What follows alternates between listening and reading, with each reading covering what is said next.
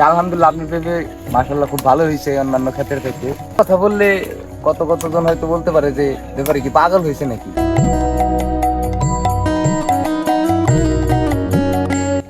আসসালামু আলাইকুম, welcome to কৃষি ব্লগগুলোতে কৃষক এবং কৃষানী ভাই বোনদের জানাই সুস্বাগত। আশা করি সকলেই ভালো আছেন। দ্বিতীয়বারের মতন পেঁপে হারভেস্ট করছি, সেগুলোই আজ আপনাদেরকে দেখাবো যে আমার এই 3 বিঘা জমিতে কী পরিমাণ পেঁপে হয়। দীর্ঘদিন বৃষ্টি থাকার কারণে আমার অনেক গাছ মারা গেছে, কারণ শুধু আমার না, আমাদের এলাকায় বেশ পরিমাণ পেঁপে বাগানে ক্ষয়ক্ষতি হয়েছে, তার সঙ্গে আমারও হয়েছে। আল্লাহ পাক যেগুলো গাছ রেখে গেছেন, এখানে ওই মধ্যে থেকেই যে পরিমাণ পেঁপেগুলো হয়েছে সেটি দেখাবো। এই পেঁপেগুলো ছেঁড়ার পরে এভাবে করে পলিবন্দি করে রাখছে, সেটি কিন্তু অবশ্যই আপনারা দেখতে পাচ্ছেন।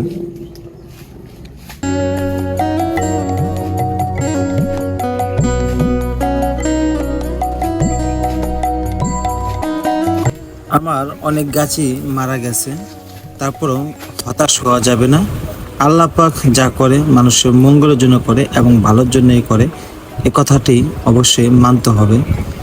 আল্লাহ পাক আমার এই পেঁপে বাগানে অনেক পেঁপে দিছে।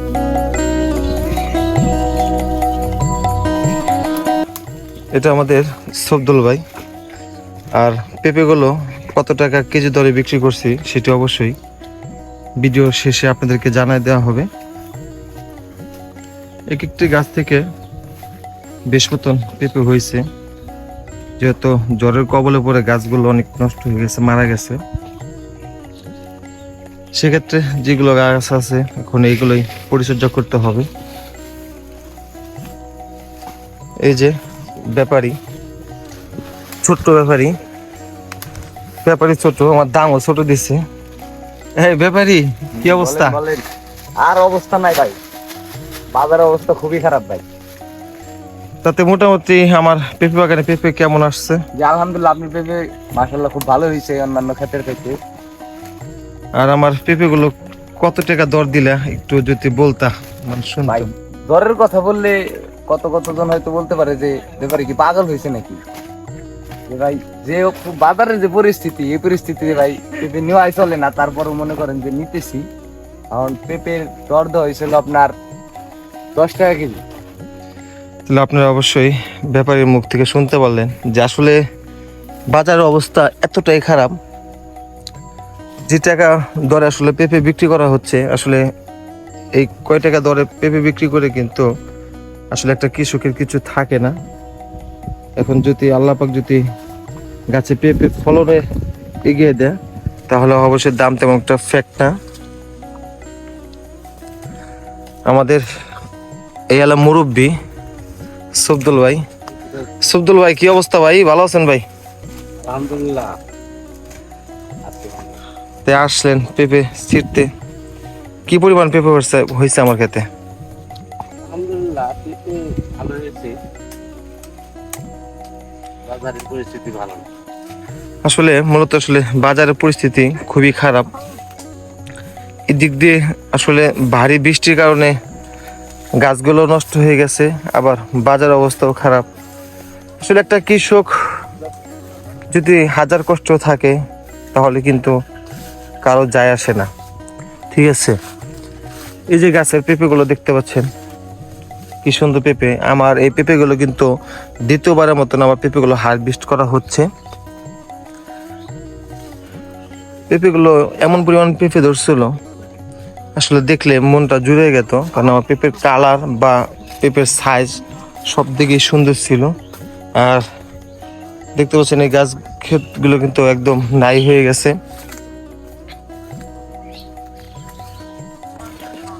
আমি দেখে আপনাদেরকে দেখেন এখানে কি পরিমাণ গাছ মারা গেছে, এবং এই গাছটা কিন্তু একদমই তরতাজা ছিল।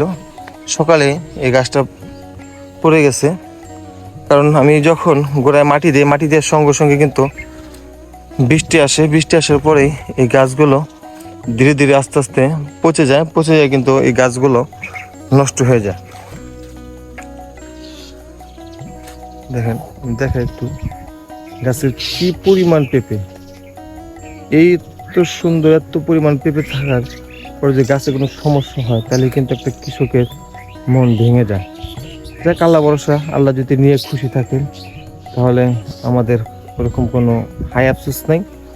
তাহলে কত পলি মাল হয় এবং কতশো কেজি মাল হয় সেটি আমি আজ আপনাকে দেখাবো। দেখতে হলে আমাদের ভিডিওর সম্পূর্ণ অবশ্যই আপনাকে দেখতে হবে এবং ভিডিওর সম্পূর্ণ শেষ পর্যন্ত আপনাকে থাকতে হবে। তাহলে আপনারা থাকুন, আমি আরও আপনাদেরকে দেখাচ্ছি।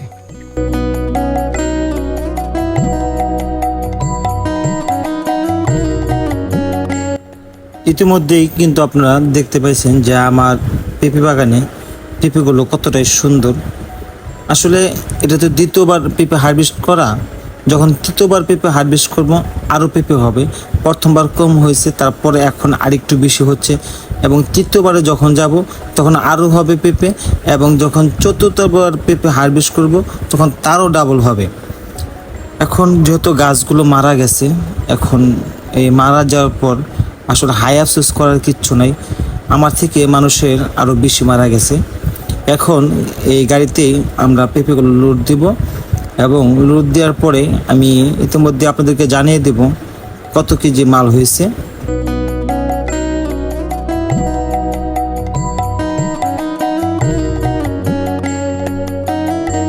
যেহেতু পেঁপেগুলো একটু বড় হয়ে গেছে, এখানে পলিগুলো একটু ওজন কম হচ্ছে, কারণ পলিগুলো অ্যাভারেজ 22 কেজি করে ওজন হচ্ছে।